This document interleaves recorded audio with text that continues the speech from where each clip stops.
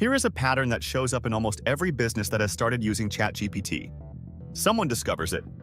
It works for them. They tell a colleague. That colleague uses it differently. A third person tries it another way. And within a few weeks, there is no consistency. Just 5 people doing 5 different things with the same tool. That is the problem. And it is not the tool's fault. ChatGPT works best when structure is built around it. Task templates. Your team can reuse. Custom business instructions that reflect how your organization communicates. Repeatable prompt systems so the output stays consistent regardless of who runs the task. Think about what that looks like in practice. Admin responses that follow a consistent format. Research briefs that always cover the same ground. Customer communication drafts that match your tone every time.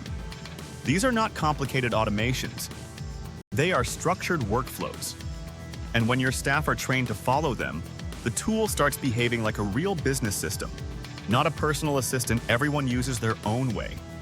The audit is where that design begins. Book your free AI business audit.